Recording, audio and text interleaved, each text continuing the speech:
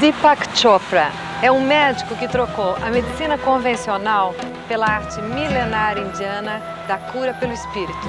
Ele não gosta da palavra guru, mas é assim que ele é chamado por milhões de seguidores, entre eles vários famosos, de Demi Moore a Michael Jackson, que frequentam o seu centro de bem-estar aqui em La Jolla. Autor de 17 livros, um dos maiores best-sellers do mundo, vai ensinar hoje para você as 7 leis espirituais para alcançar o sucesso. Deepak, 20 years ago you said you were working very hard, making lots of money, feeling stressed and very unhappy. And then I decided it was time to change. But did you feel any sort of, you have to do as a mission? No, not at all. All what I was wanted your to feeling? Stop smoking. Yeah, that's a good start. Yeah, you start out wanting to stop smoking. You end up looking for God. And the desire of helping millions of people around the world. When did you really got this in your mind? I don't think it came suddenly either. What happened was I started writing about my own explorations because I just wanted to share my experiences with other people. It's like when you go to a good movie, you want to tell other people, you know, watch this movie, it's interesting. You were a doctor with the conventional medicine, and suddenly you said there is another way to go. In what way did you find out this? Well, it's again very complex. I was frustrated in that I felt I wasn't really helping my patients. I was feeling sometimes more or less like a legalized drug pusher. I knew that I was masking the symptoms of disease instead of getting at the underlying problem. At the same time, I did not know how to inspire and motivate my patients to improve their life. So I was looking, and obviously the place that you look for is your own traditional roots, and I was familiar with Ayurveda in my childhood as well. So I started looking at the rich heritage that comes from India, particularly from the Vedic tradition. But at that time, for instance, did you practice meditation? Yes, I practiced. That was one of the first things I did, meditation. And that was because I personally was also having a lot of stress, and I wanted to stop smoking, and I wanted to stop drinking alcohol. I wanted to feel more energy. I wanted to feel healthy so I could talk about health, you know, that's an important thing. If you're going to talk about something, write about something, explore something, you must have personal experiential knowledge of it. Because there are millions of people out there in the same condition, you know, with a very stressful life, and they just, you can't have this kind of life with so much pressure and appointments and everybody over you, and suddenly you say, I'm going to stop and I'm going to do meditation. Can you? Yes, it will make you even more effective in what you do. Restful alertness and deep rest is the basis for dynamic activity. So if you really want to be efficient, if you really want to be successful, then the way to do it is not through driving ambition, not through discipline, not through hard work, but through your own tapping into your own creative potential. And that's what meditation does. Meditation is not a relaxation technique. Meditation is a technique to become alert and intuitive and creative and have a variety of responses and be flexible to threatening situations. This is the result of meditation. Right.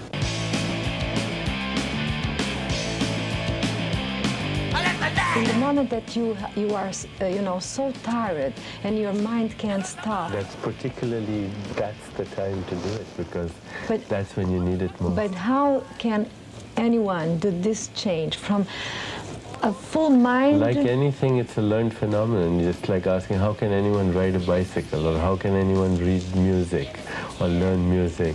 How can anyone learn to dance? It's a learned phenomenon. So it's reachable, Of course, it's reachable. even for the most busy guy in the city now. Busy guy, if he wants to be successful, and if he, you know, the meaning of success is the progressive realization of your goals, but also to be healthy and happy and fulfilled. And the most busy guys are getting heart attacks and strokes and divorces and drug addictions and alcoholism and broken families. So that's not my definition of success.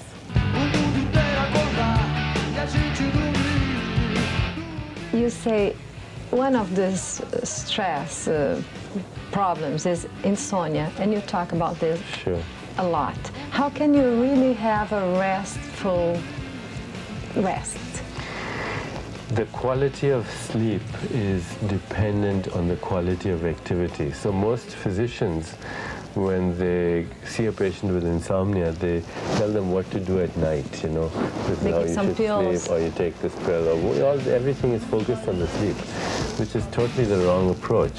Vamos bater lata, tonel, garrafa d'água. Vamos bater no pulso da artéria da rua. Activity during the day is unfulfilling, is stressful, is such that it creates unhappiness in you, then the quality of your sleep will be disturbed. On the other hand, if your activity is fulfilling and happy and you feel successful, then you will have wonderful sleep. You know, children are perfect examples of the relationship between dynamic activity and restful sleep. Just like deep rest and restful sleep is the basis of dynamic activity, it's also true the other way around. Dynamic activity is the basis of good sleep. The aim, you talk a lot about success. You have this wonderful book, it's called The 7 Laws of Success. The goal is the success. So what's the goal?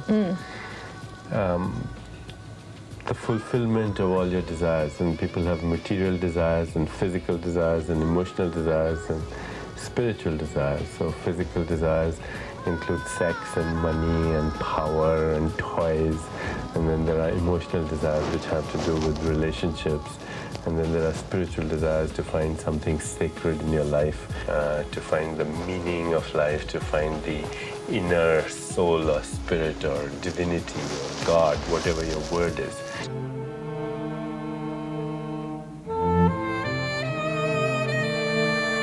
Deepak, would you talk briefly about the 7 laws to reach success? The first one is the law of pure potentiality, which Potentiality. means that your essential state is one of infinite creativity, infinite flexibility, infinite imagination, infinite potential. And that is your own spirit. And you can get in touch with that through meditation, through the experience of silence, through non-judgment, through contact with nature, because nature is the body of God. The second one is The law of giving. It Giving. means that this field, the spirit of pure potentiality, it moves through giving because it's full. And when you're full, you want to give. It's your nature to give because you're so fulfilled yourself. and the more you give, the more you get. The more you give, the more you circulate, and the more you get. Karma, the law of cause The and law of effect. karma, cause and effect, but not in a linear way, in a very contextual way, in a very abstract way, in a very mysterious way. The laws of karma work in unfathomable and inexplicable ways. I met a friend of mine the other day.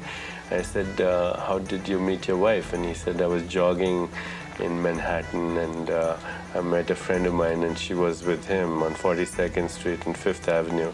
And he says, if I had stopped 2 minutes earlier to tie my shoelaces, my life would have been different. I wouldn't have had these children. Yeah. So, you know, it's the laws of Life cause is and like effect are very that we call mysterious. magic. Magic, And miraculous, yes. And to be aware of that, to be aware of the fact that your choices begin to weave event lines that extend into infinity. Law of least effort says in nature's scheme, the principle is do less and accomplish more. And it comes about by acceptance of the present moment, to have your attention on the present moment. It comes about by taking responsibility and living in a blameless world.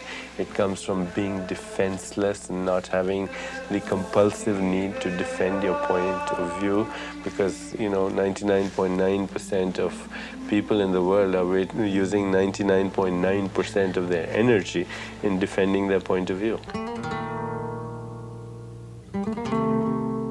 And the law of desire, the intention. It's probably the most important. It says inherent in having the desire is the mechanics for its fulfillment. Because desire is pure potentiality seeking manifestation. Desires are the seeds of creation, and they come from our past karma. That's why you may not have exactly the same desires that I have or somebody else has. The very fact that you have a desire also means that you have the mechanics for its fulfillment, because desire is the software of your soul.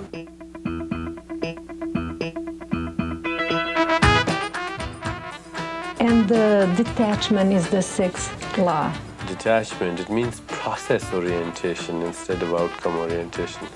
It means that you're walking this road because you want to get to a certain place, but it doesn't really matter because the road is so enjoyable. You want to walk that road. The journey is your destination as well. We write the script of our life. We are the script writer, the screenwriter, we are the choreographer, and the actors. We are the director, we are the actor, and we are the executive producer as well. And the audiences. And the audience as well, you're right.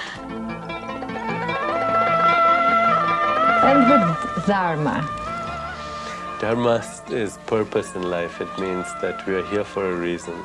One of the reasons is to discover our own spiritual essence. Another reason is to nourish our unique talents, because the law of Dharma says that everyone who's alive has a unique set of talents that no one else has. And the third component is to put those unique talents to the service of humanity. The meaning of money in life. Money is the flow of energy. So money is basically a symbol for your material desires. And unless we fulfill our material desires, we're not going to be able to fulfill other emotional and spiritual desires. You know, when your stomach is full, then you want a good house to live in, and you want to drive a nice automobile, and you want material things. But when you have that, then you find that it's not enough. You want a good relationship, you want to feel happy, and you get that, you find that's not enough. You want to find the meaning of existence. Where did I come from? What's life all about? What happens to me after I die? Is there a God, and does she care about me? But if a person is hungry, he's not going to be asking you about the meaning of life. He has to fulfill his hunger.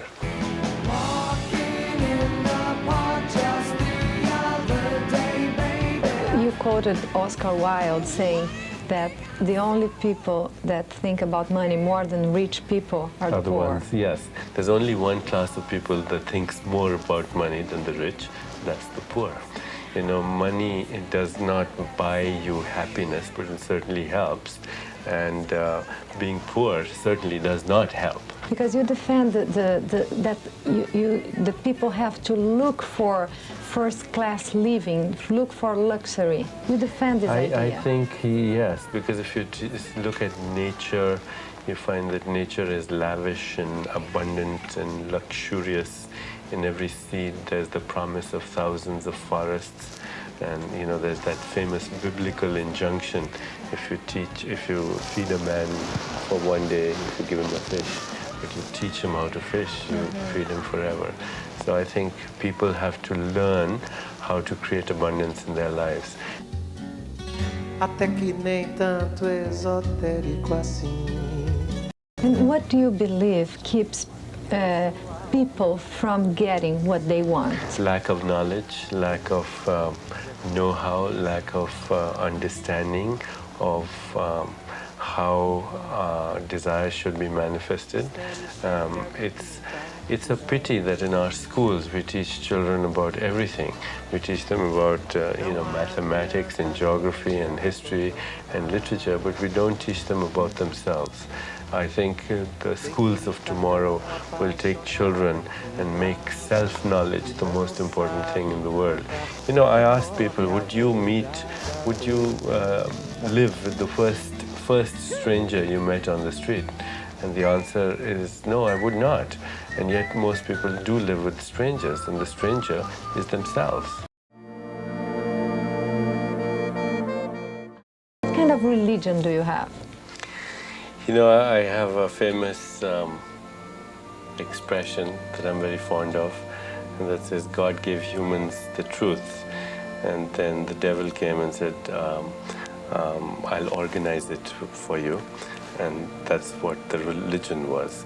And I firmly believe that organized religions all over the world, and Christianity doesn't have the privilege, or the Catholic Church doesn't have the privilege of being the only one. The same is true of all organized religion.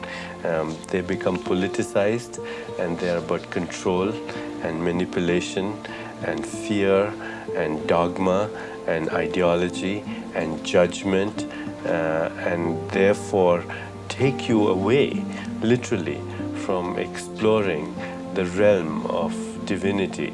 More wars have been fought in the name of religion and are being fought today than in the name of anything else. Right from the time of the Crusades until now, we are fighting religious wars. And in many ways, we are very uncivilized, and civilization has been wounded more by religion than by anything else. So if you ask me if I follow a religion, the answer is absolutely not. Toda essa gente se engana, então finge que não vê que eu nasci pra ser o super. What is the importance of freedom in life? It's the only goal in life, ultimately. Freedom is the only goal. Freedom is the ability to make evolutionary choices that bring you to higher states of awareness, that connect you with people, that nourish people and bring joy to you and to others. Why everybody doesn't have freedom? Imagine you're going up Empire State Building and there are 1,000 elevators, and the Empire State Building extends into infinity. And we all, somebody got in at the basement this lifetime, and somebody got in on the 21st floor, and somebody got in on the 73rd floor. Everybody's going up anyway. The point is they're at a different level on their evolutionary journey.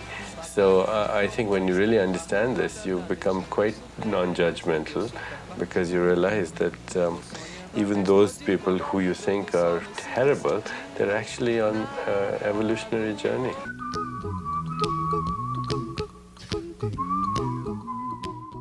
Are you happy? I am happy, but I'm also discontented, because you need to have discontent, otherwise life would be so boring. I have this urge to create more than I'm doing at the moment. So please create more. I will. Thank you. Thank you very much. Thank you. Very much for this talking. Be happy.